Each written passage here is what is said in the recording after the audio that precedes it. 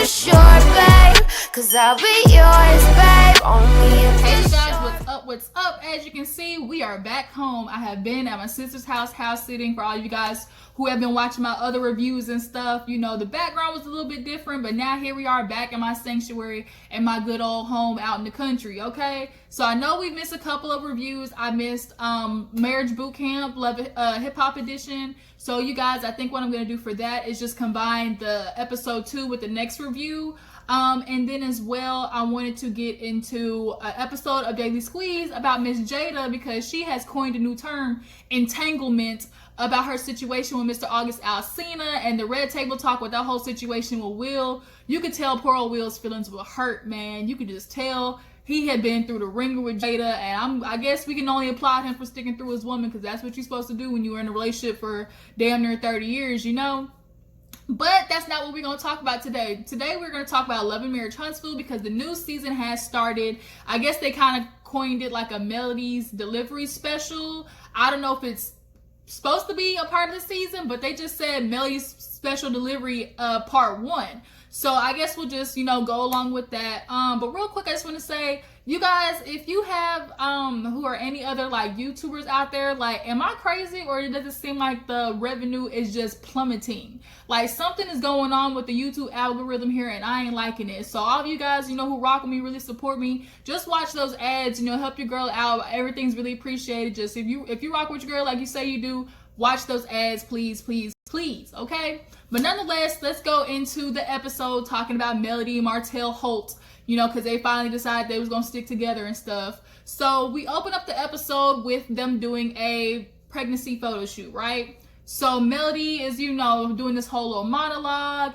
and she's like, but you know, like, I would never be able to do this on my own. And then Mr. Martell's hands slide on her belly with the ring on his finger, right?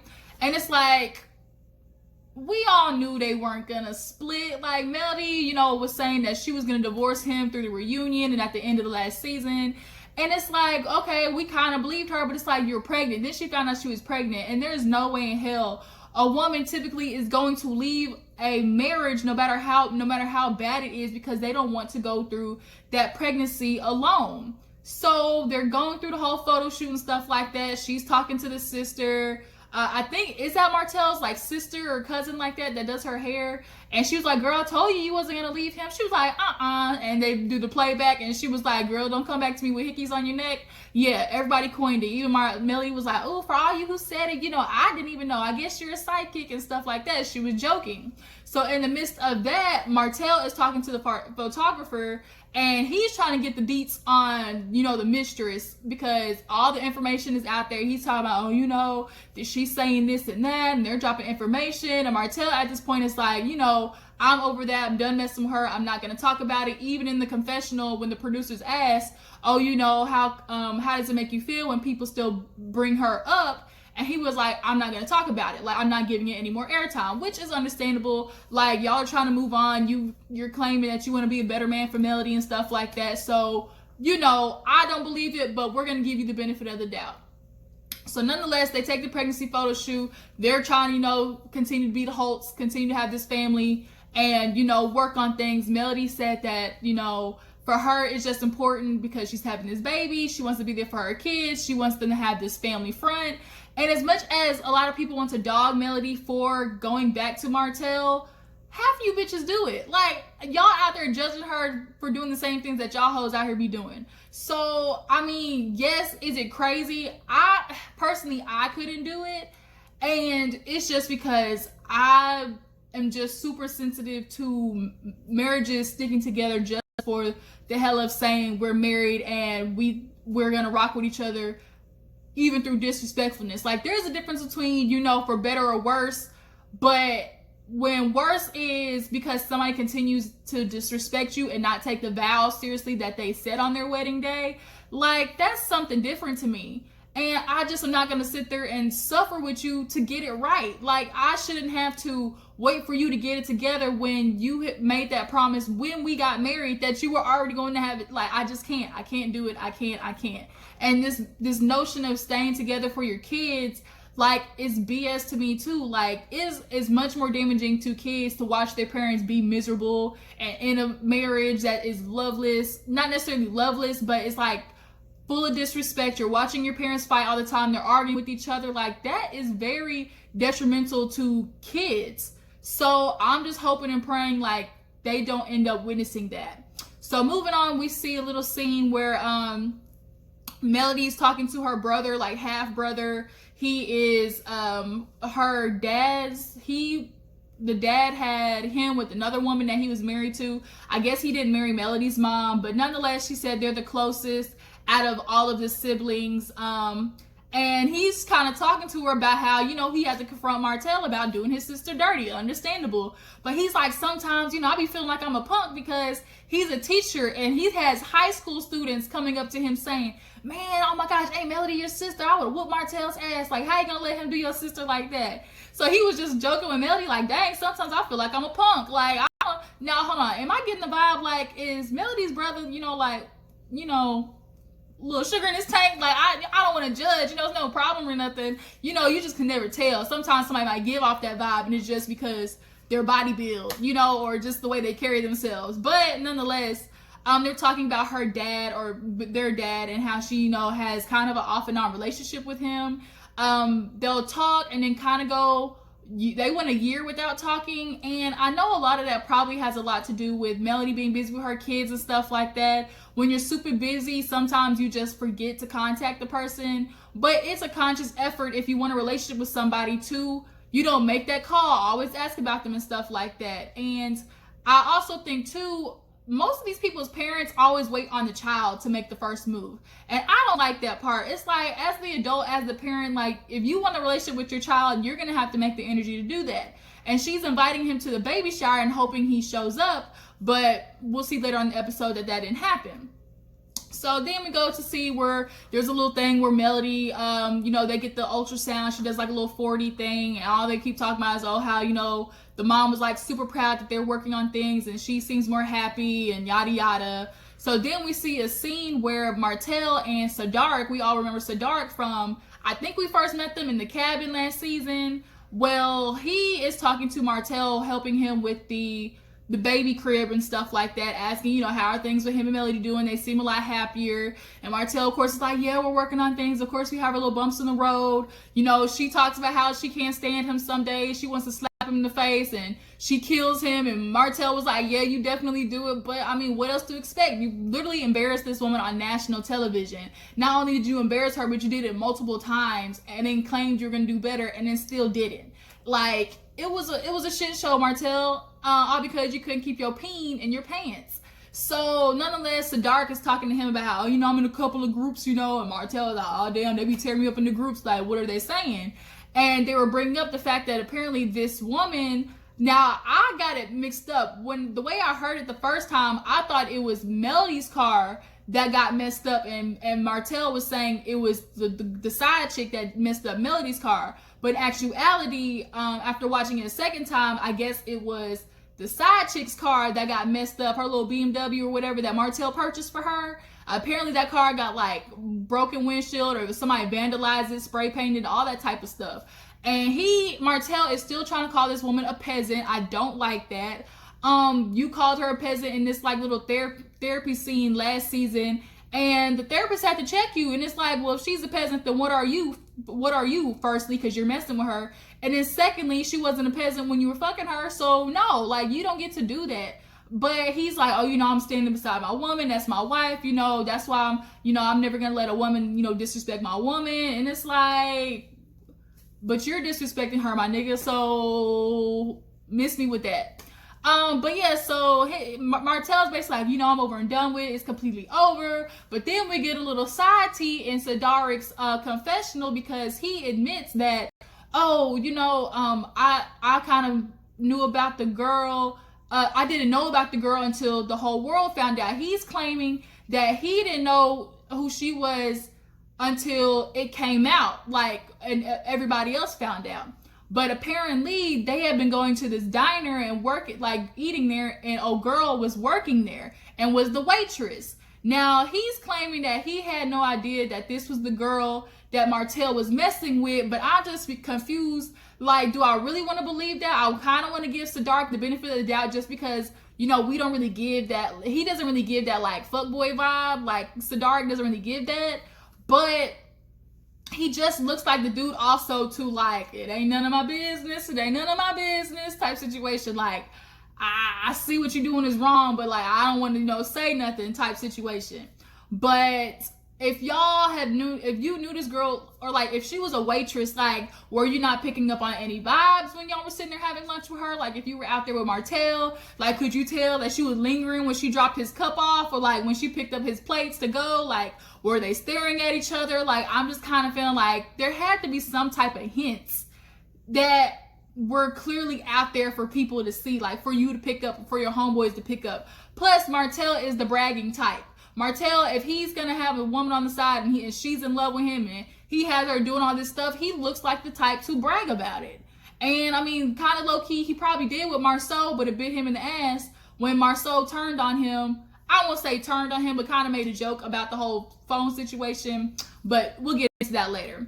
So after that, we see Melody finalizing her baby shower stuff, and she ends up calling Kimmi and asking her, you know, okay, are you coming? Like, are you and Maurice gonna make it? And she was like, yeah, but is it gonna be everybody there? And she was like, what do you mean by everybody? And she's like, Tisha and Marceau. And Melody was like, I don't know why she asked me that. Like, that's not happening. They're not coming to my baby shower. And from the last we saw of it, Tisha and Melody apologized to each other. They were good at the reunion, but now Melody is claiming that Tisha, I guess, came for her mom. She was saying like, oh, you know, there was like a whole Twitter war between the two. And then on top of that, you know, she was like, you know, we keep off limits like parents, kids, you know, stuff like that. And apparently either Tisha or Marceau said something about Melody's mom. So she's not feeling that no more. So she's like, it's not happening. I don't want to talk to her. Like, I'm not going to give this woman any more energy. Like, I'm done. It's over. So Kimmi's like, well, we're gonna be there, and you know, I really hate that we're in this spot, but I guess here we are. So Martell actually ends up going to a therapy session. Of course, he's been talking to this old man. I really like that therapist for him because he is pointing out everything that Martell needs to recognize. And then they, I guess, bring up the fact that his dad, of course, they don't have a really good relationship, or it didn't turn out the way Martell had hoped. Like, they'll talk, but he hasn't really gotten out of his dad what he needs, which is basically ownership, that he didn't take the initiative to work on the relationship with him. So, you know, the therapist kind of asked him, like, what do you feel like you're missing? Like, aren't you angry that you missed all these things with your dad? And he's claiming no. Martell is saying that, no, I don't feel like I missed anything. If God could have showed me I had this, you know, this was the life I was going to have with my dad, unless it was that, I don't think that me not having a dad in my life made a huge difference, because he grew up with everybody in the neighborhood not having dads, so it was familiar to him. But you can definitely tell Martell wished that his dad was there for the games and picked him up from school and stuff like that. I mean, that's any kid's, you know, wish, but he just needs, unfortunately, to take the first step, because his dad is not going to. There was times that his dad would get out of jail and not even address or go to find Martell or try to tell him that he's out of jail. I'm sure partly out of shame. Like, a lot of parents who miss their children's lives can't really talk to them because, one, they know there's going to have to be some ownership that has to take place. And two, if they're not ready to do that, it's basically embarrassment. So, he talks about that, and then of course how he calls the girl peasant, like that's why she's a peasant. I still don't agree with that, and I kind of got, you know, a different opinion too after watching Funky Dineva's video about, you know, Love and Marriage Huntsville, and how, you know, it's kind of unfair that the girl is not really getting a chance to stand up for herself, which is understandable. Like, why would Melody, a wife, want a side chick to be on the show? Why would I give her a platform? But it's like, y'all also don't have the right to like constantly be bashing the girl, making it seem like she is the one that was intentionally continuing to ruin your marriage, like she's just the sole person responsible. Like, no, Martell, like you're the problem in this situation. For most everything that has gone on in this group, the nucleus of it has always been Martell. So we get to the baby shower. It's, you know, all extra, super what Melody does. They show up in a horse and carriage with a buggy and stuff like that. And they're feeling like, oh my God, the right people are here. You know, everybody's rooting for us in Huntsville. It's genuine smiles. And then we get in and we have this awkward ass scene with Melody's mom and Martell's mom. Melody's mom is like, oh my God, you know, are we so happy to see them work it out? And the mom is kind of like, yeah, you know, I'm just super proud of them. That's why we got to stay out of it, girl. You got to let them be. And that was kind of Martell's mom's way of saying, bitch, now be quiet. Like, I'm going to let you say whatever you got to say, but are we finished or are we through? Like Gucci Mane style. Is we finished or is we done? So you could tell like it was super awkward between them two because Melody's mom was like, you know, I had a talk with Martell. You know, I let him know how I was feeling about the things like, you know, he did to my daughter. And Martell's mom was like, oh, really? Like you had a talk with him. That's good. And then the awkward silence between them was like, she was basically giving the vibe of like, okay, bitch, you say the wrong thing, and I know what my son did was dirty, but make sure you keep it to yourself how you really feel about him. And a part of me is kind of like, dang, like, the mom really low-key has not checked Martell, I don't think. Of course, she said, like, he's, like, okay, he's wrong, I don't agree with what he did, but there isn't really, like, no checkerization. Like, she really isn't getting in Martell's ass about what he did. And I don't like that, especially as a black woman, as a mom who went through it herself, like dealing with absentee men and stuff like that. It's just like, ugh. But it definitely was an awkward ass situation between the mamas. But we end up meeting a new character, Destiny. I guess Destiny and Melody have kind of forged this friendship now that Tisha is out of the picture. You know, Melody talks about, oh, you know, we met. She's been a part of the group working with us. And LB, the dude that made that long ass prayer talking about, you know, Lord and Lord this and Lord that. Maurice was like, he sure was calling on the Lord. But Destiny and Melody sit down and she's talking about how her being pregnant, and Destiny admits that she's 9 weeks pregnant. So now here it is that, you know, they're gonna go through this thing together, have babies around the same time. And then Kimmi shows up and Kimmi goes to talk to Melody. And, you know, she's saying, like, I just really wish everybody was here. Because she's like, oh, I've seen everybody, you know, that's supposed to be here. And Melody's like, yeah, I invited everybody that was supposed to come. And she picked up on the hint. And she's like, you know, is there really never any chance of you and Tisha getting right? And Melody admits that Tisha apparently texted her to apologize, but she didn't reply. And she was like, I know it's fake. Like, I'm not going to accept something that I know is a bunch of BS. And apparently, literally a week after that, Tisha starts retweeting people's negative comments about Melody. Now, I don't really fuck with Melody like that, but I can agree with her on that point. It's like, if I already get the vibe that you're just apologizing to me just to apologize and I know it's not genuine, I'm not going to accept it. And in the fact that Melody said correctly, if you're not my mom, my man, my kids, like my family, I'm not going to work this hard for a relationship. Like, I shouldn't have to put in all this goddamn energy, especially if you're the person that is being phony and facade. Like, no, miss me with the fugazi stuff. So for Tisha to sit there and do that, like to apologize and then basically like renege on it, renigga, okay, you can't sit there and do that and not expect Melody to get upset. So I can get her on that part. But of course, Kimmi and Maurice obviously are like the mediators in this situation. They are in a very tough position, but at this point, Kimmy's like, look, when I'm with you, like, we're going to talk about us. Like, we're not going to bring up Tisha, and, you know, vice versa. So after that, Destiny pulls Kimmi to the side. I was like, girl, I got to talk to you. And I'm like, from the first look of Destiny, like, I was vibing with Destiny. I loved her outfit. It was super cute.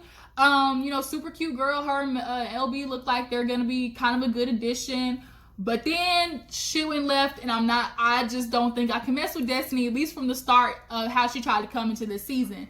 Clearly, she felt like she was going to have to come in with, I don't know, some messiness or like to start an issue with Kimmi, which honestly is the wrong way, girl. You're going to have more longevity having a friendship with Kimmi on this show than you would starting a beef with her, which is what you did. Obviously, the producers hyped her up. I'm just going to say it was that, because for her to come up to Kimmi and say, oh my God, you know, I just want to bring up something that I kind of felt offended by. And so Kimmy's like, okay. She was like, you know, you tried to come for my man. You know, you talking about, oh, I don't know who these people are, but I heard he just makes some good chicken. Like, who the heck is he? and they do the flashback, and what Kimmi said was not wrong or bad or offensive at all. She said, because they were talking about, oh, the comeback group, like, does this thing even exist?